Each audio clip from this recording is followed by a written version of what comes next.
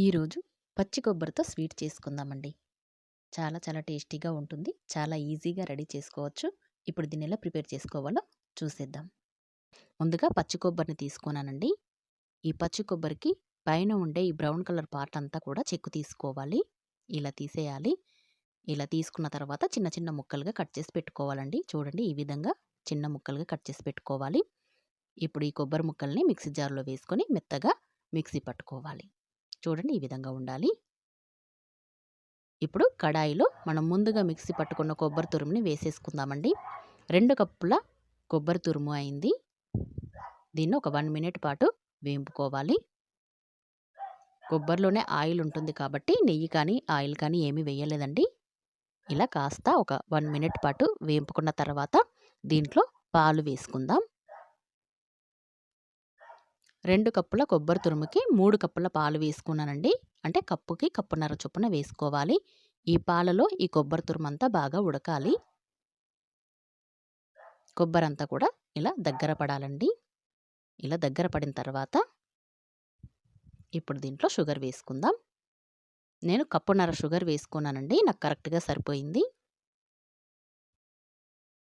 ఇప్పుడు షుగర్ వేసుకున్నాం కదా!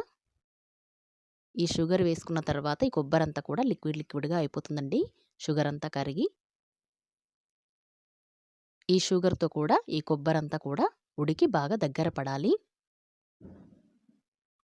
కలుపుతూ ఉడికించుకోవాలండి. ఇది పూర్తిగా చూడండి, ఈ విధంగా దగ్గర పడిన తర్వాత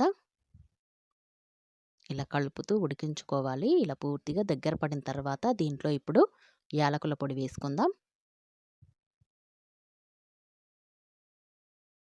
వేసుకొని ఒకసారి బాగా కలిపేసుకుందామండి. ఈజీగా రెడీ అయిపోతుందండి. పచ్చి కొబ్బరి ఎప్పుడున్నా కూడా ఇంట్లో ఈజీగా ఇలా స్వీట్ చేసుకొని తినొచ్చు. చాలా టేస్టీగా ఉంటుంది. చూడండి, పూర్తిగా దగ్గర పడిపోయింది కదా! మన కొబ్బరి మిశ్రమం రెడీ అయిపోయింది. ఒక ప్లేట్‌కు ఆయిల్ రాసుకొని ఇదంతా కూడా ప్లేట్‌లో వేసేసుకుందాం. వేసుకొని గరిటెతో ఇలా స్మూత్‌గా స్క్వేర్ షేప్‌లో చేసుకున్నానండి నేను. ఇలా స్క్వేర్ షేప్‌లో దీన్నంతా కూడా ఈ విధంగా చేసుకున్న తర్వాత చాకుతో మనకు కావలసిన విధంగా పీసుల్లా కట్ చేసుకోవాలి.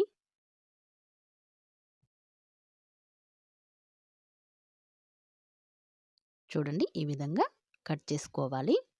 ఇది పూర్తిగా చల్లారిన తర్వాత మనకి పైన ఇలా బాదంతో గార్నిష్ చేసుకున్నాను చూడండి.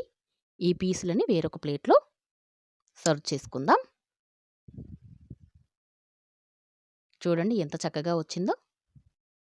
ఎంతో టేస్టీగా ఉండే ఈ కొబ్బరి బర్ఫీని మీరు ప్రిపేర్ చేసుకోండి. ఎలా వచ్చిందో నా కామెంట్ సెక్షన్‌లో పెట్టండి. అలాగే లైక్ చేయండి, షేర్ చేయండి, సబ్స్క్రైబ్ కూడా చేసుకోండి. మరొక వీడియోతో మళ్ళీ కలుసుకుందామండి. Thank you for watching.